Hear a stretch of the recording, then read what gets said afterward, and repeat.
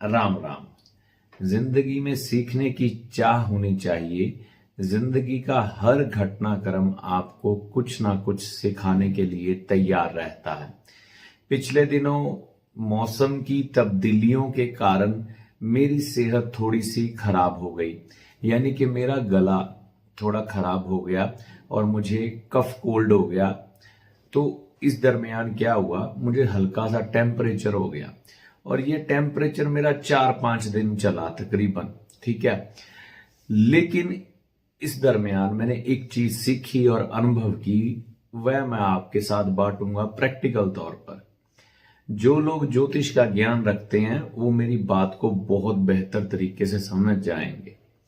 खाना नंबर 2 जो होता है ना, खाना नंबर 2 जिसे हम सेकंड हाउस कहते हैं, वह खाना हमारे मुंह का है, यानी कि ये जो हमारा मुंह है उसका खाना नंबर 2 माना गया। तो मैंने उस दरमियान एक चीज को अनुभव किया कि खाना नंबर 2 यानी कि मेरा मुंह, हुआ क्या, मेरा गला पक गया। मेरा खान पान बिगड़ा होगा या मौसम की तब्दीली हुई होगी जिससे कि मेरे गले में इन्फेक्शन हो गई। गले में इन्फेक्शन होने से मुझे ऐसे लगा कि मेरे गले में जैसे कांटे पड़े हुए हैं, ठीक है। मतलब कि गले में दर्द, और इस गले का प्रभाव पूरी मेरी बॉडी पर, मेरा पूरा शरीर बीमार पड़ गया। मतलब कि टेम्परेचर हो गया, मेरे सारे शरीर का सिस्टम मिल गया, मुझसे कोई काम ना किया जाए, थकावट अलग से, सुस्ती अलग से, और मेरी पूरी दिनचर्या इससे प्रभावित हो गई। और मैंने ये सीखा यहां से कि खाना नंबर 2 यानी कि सेकंड हाउस, जिसे हम मुंह का भी कहते हैं, जिसे हम धन का भी कहते हैं, जिसे हम मंदिर भी कहते हैं, यानी कि धर्म स्थान भी खाना नंबर 2 है। अगर किसी की जिंदगी में खाना नंबर 2, चाहे गला कह लो, चाहे धर्म कह लो, चाहे धन स्थान कह लो, चाहे संयुक्त परिवार कह लो, चाहे धर्म के लिहाज से कुछ और कह लो, बोलबानी कह लो, क्योंकि मुंह बोलता भी है, तो ये जिसका भी खराब हो गया ना, तो उसके 9 के 9 ग्रह किसी काम के नहीं है। यानी कि एक गला मेरा अफ्लिक्टेड हुआ, खराब हुआ, और मेरी पूरी बॉडी निठल्ली पड़ गई। इसी तरह से अगर आपकी कुंडली में खाना नंबर 2 खराब है ना, तो आपके बाकी के सारे 11 के 11 खाने खराब हो जाएंगे। समझ लो कैसे, आपके पास धन नहीं है, कोई 11 खाने आपके काम आने वाले नहीं। आपकी बोलबानी खराब है, आपके कोई 11 खाने काम आने वाले नहीं। दुनिया आपसे कट जाएगी, मिलना ही पसंद नहीं करेगी। आप धर्म का अनुसरण नहीं करते, धर्म पर नहीं चलते, धर्म के अनुसार कार्य नहीं करते, आपको कोई ग्रह शुभ फल देगा ही नहीं, जितना मर्जी जोर ला लो। आप मंदिर नहीं जाते, आप अपने धर्म का पालन नहीं करते, यानी कि खाना नंबर 2 मंदिर भी है, तो वहां पर अगर आप नहीं जाते जहां से आपको देव कृपा मिलनी है, तो भी आपकी जिंदगी में अंधकार ही है। इसके अलावा संयुक्त परिवार भी खाना नंबर 2 है। तो जब हम परिवार को छोड़ देते हैं और अकेलेपन में आ जाते हैं, अकेला बंदा ना ज्यादा तरक्की नहीं कर सकता।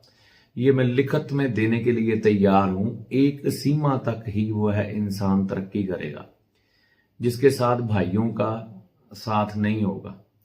पार्टनरों के सहारे दुनिया नहीं चलती। पार्टनरशिप जिसमें शिप लगी है ना, वो आज नहीं तो कल डूबेगी। टाइटैनिक भी डूबे थी, ठीक है ना।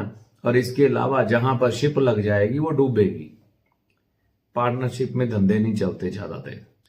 तो यहां पर कहने का मतलब यही है कि जिसका परिवार संयुक्त नहीं होगा, चाहे संयुक्त परिवार में ना कई कॉम्प्रोमाइज करने पड़ते हैं, एक दूसरे को देखना पड़ता है।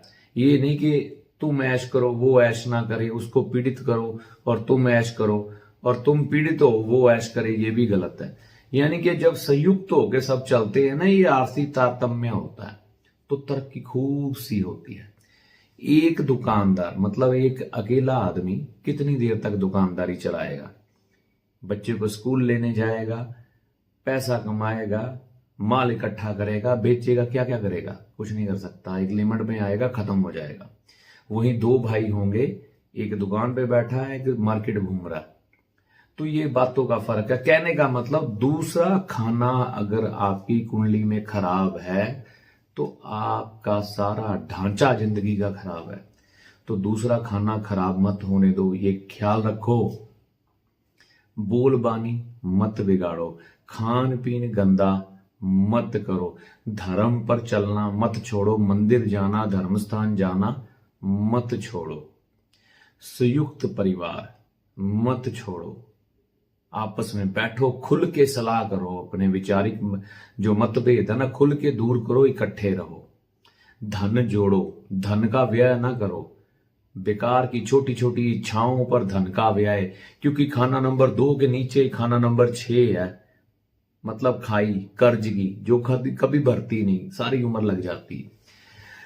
तो कहने का मतलब, जितना खाना नंबर 2 को बचाओगे, जितना साफ सुथरा रखोगे, अच्छा खाओगे, अच्छा बोलोगे, परिवार में मिलके रहोगे, धन को जोड़ के रखोगे, धर्म का अनुसरण करोगे, धर्म का पालन करोगे, मंदिर में जाते रहोगे, ईशान कोण मजबूत रखोगे, जिंदगी में कोई कमी नहीं आएगी। बस मैं यही कहना चाहता था कि आपने इन बातों की तरफ ध्यान देना। अब यहाँ पर कई लोग उपाय ढूंढेंगे, अब जिनको तो समझ है ज्योतिष की वो तो समझ जाएंगे, मोटे तौर पर जिनको नहीं ना समझ, वो एक बात समझ लो, हर चीज उपाय नहीं होती। अपने परिवार के साथ बना के रखो, अपना गला खराब मत होने दो, अच्छा खाओ पियो, वाणी अच्छी बोलो, ठीक है। वाणी खराब बोलोगे तो जिंदगी में दिक्कतें आ जाएंगी, ठीक है। थोड़ा बहुत धन जोड़ो, जरूरी है। अब कई लोग, माताएं, बहनें या भाई है, मंदिर जाना ही छोड़ गए, अपने धर्म का पालन करना ही बिल्कुल ही बंद कर दिया, तो क्या होगा? कुछ भी नहीं, खत्म कहानी, ठीक है ना। तो अपने धर्म पर चलना पड़ेगा, जाना पड़ेगा, स्त्रियों को उठना पड़ेगा, मर्द को भी। स्त्री अगर कोई चीज घर बनाती है तो उसे मंदिर छोड़ के आना पड़ेगा, ना कि मेरे से नहीं ये होते, तो फिर नहीं होते तो भैया ना करो, बाद में एस्ट्रोलॉजर या बाबों की शरण में घूमो, कुछ नहीं होगा।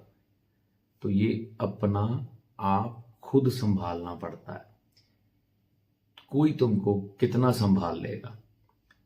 तो वही फिर कहानी आ जाती है, एक लकड़ी को सब तोड़ देते हैं, जब 10 इकट्ठी होती तो नहीं टूटती। समझ गए? मिल के रहो। तो यही कहना था। राम राम।